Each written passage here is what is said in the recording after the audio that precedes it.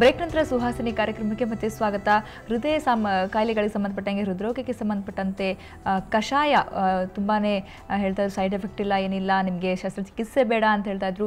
ಕಷಾಯ ಕುಡಿದ್ಬಿಟ್ರೆ ಸಾಕಂತೆ ಹೃದಯದ ಸಮಸ್ಯೆಗಳು ಏನಿದ್ರು ಕೂಡ ಕ್ಲಿಯರ್ ಆಗಿ ಹೋಗ್ಬಿಡುತ್ತೆ, ಸಂಪೂರ್ಣವಾಗಿ ಶಾಶ್ವತವಾಗಿ ನಿಲ್ಲದಂತೆ ಮತ್ತೆ ಬರೋದೇ ಇಲ್ಲ ಅಂತ ಹೇಳ್ತಿದ್ರು. ಬನ್ನಿ, ಹಾರ್ಟಲ್ಲಿ ಹೋಲಿದ್ರೆ ಏನಾಗುತ್ತೆ, ಕಷಾಯ ಕುಡಿದ್ರೆ ಕಡಿಮೆ ಆಗುತ್ತಾ ತಿಳ್ಕೊಳ್ಳೋಣ ಡಾಕ್ಟರ್ ಹತ್ರ. ಸೊ ಡಾಕ್ಟರ್, ನೀವು ಹೇಳ್ತಾ ಇದ್ರಿ ಕಷಾಯದಿಂದ ಹಾರ್ಟ್ ಹೋಲ್ ಕೂಡ ನಾವು ಹೋಗ್ಲಾಡಿಸಬಹುದು. ಸೊ ಹೇಗೆ ಸಾಧ್ಯ? ಯಾಕೆಂದ್ರೆ ಈಗ ಚಿಕ್ಕ ಮಕ್ಕಳಿಗೆ 1 ತಿಂಗಳು ಮಕ್ಕಳಿಗೆ ನಾವು ಉದಾಹರಣೆ ತಗೊಳ್ಳೋಣ. 1 ತಿಂಗಳ ಮಕ್ಕಳಿಗೆ ಅದು ಹಾರ್ಟಲ್ಲಿ ಹೋಲ್ ಇದೆ ಅಂತ ಹೇಳ್ತಿದ್ದಾರೆ. ಅದಕ್ಕೆ ನಾವು ತಾಯಿ ಮತ್ತೆ ಮಗುಗೆ ಇಬ್ಬರಿಗೂ ಕೊಡ್ತೇವೆ. ತಾಯಿಗೆ ಏನಕ್ಕೆ ಕೊಡ್ತೇವೆ ಅಂದ್ರೆ, ತಾಯಿಯ ಕೊಡೋ ಎದೆ ಹಾಲೆ ಕೊಲೆಸ್ಟ್ರಾಲ್. ಆ ಕೊಲೆಸ್ಟ್ರಾಲ್ ಅಲ್ಲಿ ಈ ಔಷಧಿ ಬೆರಿಕೆಯಾಗಿ ಬರೋದ್ರಿಂದ ಮತ್ತೆ ಮಗುಗೆ 1 ಚಮಚ ಕುಡಿಸೋದ್ರಿಂದ ತಾನೇ ಆ ಹೋಲು ಬಂದಾಗಿ ಹೋಗುತ್ತೆ. ಇದು ಬಹಳ ಸಿಂಪಲ್. ಇದಕ್ಕೆ ಈಗಲೇ 1 ತಿಂಗಳ ಮಕ್ಕಳು ಓಪನ್ ಹಾರ್ಟ್ ಸರ್ಜರಿ ಮಾಡ್ತಿದ್ದಾರೆ. ಅದು ಮಾಡಬಾರ್ದು. ನನ್ನ ಉದ್ದೇಶ ಏನು ಅಂದ್ರೆ, ಯಾವುದೇ ರೀತಿ ಮನುಷ್ಯನಿಗೆ ಒಂದು ಆಪರೇಷನ್ ಅದೇ ಮಾಡಿಸಬಾರ್ದು. ತೆರೆದ ಹೃದಯ ಚಿಕಿತ್ಸೆ ಇರ್ಬೋದು, ಇಲ್ಲ ಬೈಪಾಸ್ ಸರ್ಜರಿ ಆಗಿರ್ಬೋದು, ಅಥವಾ EF ವ್ಯಾಲ್ಯೂ. EF ವ್ಯಾಲ್ಯೂ ಅನ್ನೋದು ಹೃದಯದ ಬಡಿತವನ್ನು ಕಂಟ್ರೋಲ್ ತರುವಂತಹ ಒಂದು ಸಣ್ಣ ಭಾಗ. ಅದು ಮನುಷ್ಯನಿಗೆ 40ರಿಂದ 60, 70ವರೆಗೂ ಇರಬೇಕು. ಆವಾಗ ಹೆಲ್ತಿ ಮ್ಯಾನ್ ಅಂತ ಅದು ಕಮ್ಮಿ ಆಗ್ತಾ ಬಂದಂಗೆ ಅವನಿಗೆ ಆಯಾಸ ಜಾಸ್ತಿ ಆಗುತ್ತೆ, ಉಸಿರಾಟ ತೊಂದರೆ ಆಗುತ್ತೆ. 30ಕ್ಕಿಂತ ಕಮ್ಮಿ ಬಂದವರು ಅದನ್ನ ಆಪರೇಷನ್ ಮಾಡ್ಲಿಕ್ಕೆ ಡಾಕ್ಟರ್ ಒಪ್ಪೋದಿಲ್ಲ, ಮಾಡೋದಿಲ್ಲ. ಅದ್ರ ವಾಪಸ್ ಕಳಿಸ್ತಾರೆ, ನೀವು ಮಾತ್ರೆನೆಲ್ಲ ಹಿರಿ ಅಂತ. ಅಂಥವರು ನಮ್ಮ ಔಷಧಿ ತಗೊಂಡ್ರೆ EF ವ್ಯಾಲ್ಯೂ 40-50% ವರ್ಕ್ ಮಾಡ್ತದೆ. ಅಂದ್ರೆ ಈ ಕಷಾಯ ಯಾವ ಏಜ್ ಅವರಾದ್ರೂ ತಗೋಬಹುದು ಅಂತೀರಾ? ಈ ಕಷಾಯ 1 ತಿಂಗಳು ಮಗುವಿಂದ 100 ವರ್ಷದವರು ಯಾರು ಬೇಕಾದ್ರೂ ಕುಡಿಬಹುದು. ಬೈಪಾಸ್ ಆದವರು ಕುಡಿಬೇಕು, ಎಂಜೋಪ್ಲಾಸ್ಟ್ ಆದವರು ಕುಡಿಬೇಕು, ಮುನ್ಸೂಚನೆ ಇರೋರು ಕುಡಿಬೇಕು. ಇದು ಒಂದು ಕಷಾಯ, ನಿಸರ್ಗ ಹಾರ್ಟ್ ಕೇರ್ ಕಷಾಯ. ಮತ್ತೊಂದು ಕಷಾಯ ಮಾಡಿದ್ದೀನಿ. ಅದೇನು ಅಂದ್ರೆ, ಈಗ ನಿಮಗೆ ನಾಳೆ ಈಗ ತೊಂದರೆ ಈಗ ಇಲ್ಲ, ಮುಂದೆ ಬರ್ಬೋದಾ? ಇಲ್ಲ, ನನಗೆ ಬರ್ಬೋದಾ?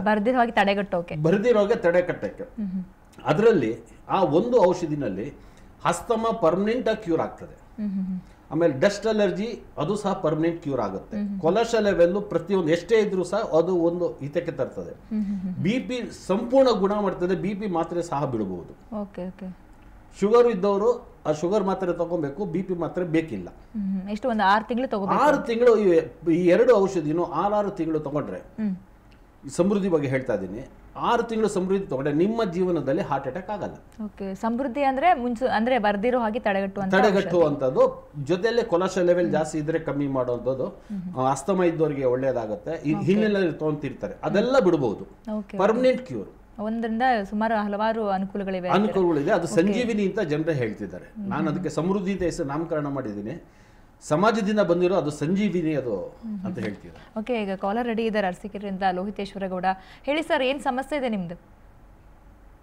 ಹಲೋ ಸರ್, ಹೇಳಿ ನಿಮ್ ಪ್ರಶ್ನೆ. ನಮ್ಮ ತಾಯಿಗೆ 82 ವರ್ಷ. ಅವ್ರಿಗೆ ಅಸ್ತಮ ಒಂಥರ ಆಯಾಸ ಇದೆ, ಆಮೇಲೆ BP ಇದೆ. ನೆಕ್ಸ್ಟ್ ಅವ್ರಿಗೆ ಓಡಾಡಿದ್ರೆ ಉಸಿರ ಇದಾಗ್ತದೆ, ಇದನ್ನ ಆಗುತ್ತೆ, ಊಟದ ಇದಾಗುತ್ತೆ, ಊಟದ ತೊಂದರೆ ಆಗ್ತದೆ, ಗ್ಯಾಸ್ ಅಂತಂದು ಇದು ಮಾಡ್ತಾರೆ. ಅವರಿಗೆ ಹೃದಯದ ತೊಂದರೆ ಇಲ್ವಾ ಸರ್? ಹೃದಯದ ಅದೇ ಆಯಾಸ ಬಹಳ ಇದೆ ಸರ್. ಆಯಾಸ ಇರ್ಲಿ, ನೋವು ಬರುತ್ತೆ ಎಲ್ಲಾದ್ರೂ? ನೋವು ಹಿಂದ್ಗಡೆ ಬೆನ್ನ ನೋವು ಬರುತ್ತೆ ಸರ್. ನೋವು ಬರುತ್ತಲ್ವಾ? ಹೌದು ಸರ್. ಸರಿ, ಅವರಿಗೆ ಸಮೃದ್ಧಿ ಅನ್ನೋ ಕಷಾಯ ಕೊಡ್ಸಿದ್ರೆ ಸಾಕು, ಸಂಪೂರ್ಣ ಗುಣ ಆಗ್ತಾರೆ. ಓಕೆ, ಬೆಂಗಳೂರಿಂದ ಮಂಜುನಾಥ್ ಅಂತ ಕರೆ ಮಾಡಿದ್ದಾರೆ. ಮಂಜುನಾಥ್, ಹೇಳಿ, ಏನ್ ಸಮಸ್ಯೆ ಇದೆ? ಮೇಡಮ್, ನನಗೆ ಡಾಕ್ಟರ್ ಹೇಳಿ ಮಂಜುನಾಥ್. ಸರ್, ನನಗೆ ಆಂಜಿಯೋಪ್ಲಾಸ್ಟಿ ಆಗಿದೆ. ಈಗ 1 ಇಯರ್ ಬ್ಯಾಕ್ ನಾನು ಡ್ಯೂಟಿಗೆ ಹೋಗ್ಬೇಕಂದ್ರೆ ನನಗೆ ಚೆಸ್ಟ್ ಪೈನ್ ಬಂತು. ಸೊ ಆ ಟೈಮಲ್ಲಿ ನಾನು ಹಂಗೆ ಮಣಿಪಾಲ್ ಹಾಸ್ಪಿಟಲ್ ಹತ್ರ ಇದ್ದಿದ್ರಿಂದ ನಾನು ಅಲ್ಲೇ ಬಸ್ ಬಿಟ್ಟು ಸೀದಾ ಹೋಗ್ಬಿಟ್ಟು ನಾನು ಅಡ್ಮಿಟ್ ಆದೆ. ಒಳಗಡೆ ಹೋಗಿ ಬಿದ್ದೋದೆ ನಾನು. ಸರಿ. ಸೊ ನನಗೆ ಹೇಳಿದ್ರು ಹಾರ್ಟ್ ಅಟ್ಯಾಕ್ ಆಗಿದೆ ಅಂತ. ನನಗೆ ಡೈರೆಕ್ಟ್ ಆಗಿ ಹೇಳಿಲ್ಲ, ಬಟ್ ನಮ್ಮ ವೈಫ್ ಫೋನ್ ಮಾಡ್ಬಿಟ್ಟು ನನಗೆ ಹೇಳ್ಬಿಟ್ಟು ನನಗೆ ಏನ್ ಮಾಡಿದ್ರು, ಆಂಜಿಯೋಪ್ಲಾಸ್ಟಿ ಮಾಡೋದು ನಮ್ಮ ಮಿಸ್ಸಸ್ ಬರೋದ್ರೊಳಗೇನೆ ನನಗೆ ಹಾರ್ಟ್ ಅಟ್ಯಾಕ್ ಆಗಿದೆ ಅಂತ ನನಗೆ ಸ್ಟೆಂಟ್ ಹಾಕಿದ್ದಾರೆ. ಆಯ್ತು. ಸೊ ಈಗ ಅದಕ್ಕೆ ಈಗ ನನಗೆ ಆದ್ರೂ ಕೂಡ ನನಗೆ ಅವಾಗ ಸ್ವಲ್ಪ ಎಲ್ಲೋ ಒಂದ್ ಕಡೆ ಹಿಡ್ದಂಗೆ ಆಗೋದು, ಒಂದ್ ಸ್ವಲ್ಪ ನೋವು. ನನಗೆ ಡಯಾಬಿಟಿಕ್ ಶುಗರ್ ಬಂತು. ಸೊ ಅದಕ್ಕೋಸ್ಕರ ಈಗ ಒಂದು ಭಯ ಮನಸ್ಸಲ್ಲಿ ಯಾವಾಗ್ಲೂ ಭಯ ಇದ್ದೇ ಇದೆ. ಏನ್ ಮಾಡಬೇಕು? ಹೌದು ಸರ್, ಈ ವಿಚಾರ ನಾನು ಮಾತಾಡ್ತೀನಿ, ಸರಿಯಾಗಿ ಕೇಳಿ. ಎಂಜಿಯೋಪ್ಲಾಸ್ಟಿ ಮತ್ತೆ ಬೈಪಾಸ್ ಸರ್ಜರಿ ಯಾವುದು ಶಾಶ್ವತ ಪರಿಹಾರ ಅಲ್ಲ. ಈಗ ನೀವು ಲಕ್ಷಾಂತರ ರೂಪಾಯಿ ಖರ್ಚು ಮಾಡೋದು, ಈಗ ಅದು ನೋವು ಬರ್ತಿದೆ, ಮತ್ತೆ ಸಹ ಅದು ಬ್ಲಾಕ್ ಆಗೋ ಸಾಧ್ಯತೆ ಜಾಸ್ತಿ ಇರ್ತದೆ. ಇದಕ್ಕೆ ಏನು ಯೋಚನೆ ಮಾಡಬೇಡಿ, ಭಯ ಪಡಬೇಡಿ, ಹಾ ನೇರವಾಗಿ ನನ್ನ ಬಂದು ಕಾಣಿ, ಶಾಶ್ವತ ಪರಿಹಾರ ಇದೆ. ಸರಿ, ಓಕೆ ಸರ್, ನಾನು ಇವತ್ತೇ ಬಂದು ನಿಮ್ಮನ್ನು ಕಾಂಟ್ಯಾಕ್ಟ್. ಓಕೆ, ಮೈಸೂರಿಂದ ಸುಬ್ರಹ್ಮಣ್ಯ ಅಂತ ಕರೆ ಮಾಡಿದ್ರೆ. ಹೇಳಿ ಸರ್, ಏನು ಪ್ರಾಬ್ಲಮ್ ಇದೆ, ಏನು ಸಮಸ್ಯೆ? ಸರ್ ನನಗೆ ಸ್ಟಂಟ್ ಹಾಕಿದೆ ಸರ್. ಹಲೋ, ಹೇಳಿ ಸರ್. ಸ್ಟಂಟ್ ಹಾಕಿದೆ ಸರ್ ನಮ್ದು. ಸರಿ, ಮತ್ತೆ ಮೆಡಿಸಿನ್ಸ್ ಎಲ್ಲ ಅವರು ಕಂಟಿನ್ಯೂ ಯಾವ್ದಾವ್ದು ಕೊಟ್ಟಿದ್ದಾರೆ ಎಲ್ಲ ತಗೋತಾ ಇದ್ದೀನಿ. ಸರಿ ಸರ್. ಅದು ಒಂದೊಂದ್ಸಲ ಪೇನ್ ಬರುತ್ತೆ. ಹೌದು ಸರ್. ಅದಕ್ಕೆ ಏನಾದರೂ ಬನ್ನಿ, ಇದಕ್ಕೆ ಶಾಶ್ವತ ಪರಿಹಾರ ಇದೆ. ನಿಮ್ಮಂಥವ್ರಿಗೋಸ್ಕರ ನಾನು ಸಂಶೋಧನೆ ಮಾಡಿರುವಂಥದ್ದು. ನಿಮ್ಮ ಕೊನೆಯ ಉಸಿರು ಇರೋವರೆಗೂ ನಿಮಗೆ ಈ ತೊಂದರೆನ ಮರುಗಳಿಸಲ್ಲ, ಆ ರೀತಿ ಪರಿಹಾರ ಇದೆ. ದಯವಿಟ್ಟು ಈಗ ಕಾರ್ಯಕ್ರಮದ ನಂತರ ನನ್ನ ವಿಳಾಸ ತಗೊಂಡು ಬನ್ನಿ, ಇದು ಪರೀಕ್ಷೆ ಮಾಡಿ ಔಷಧಿ ಕೊಡ್ತೀನಿ.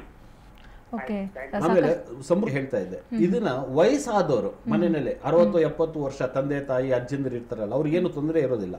ಅವ್ರಿಗೂ ಕುಡಿದ್ರು ಜೀರ್ಣಶಕ್ತಿ ಚೆನ್ನಾಗಾಗಿ ಇನ್ನ ಲವಲವಿಕೆಯಿಂದ ಇರ್ತಾರೆ.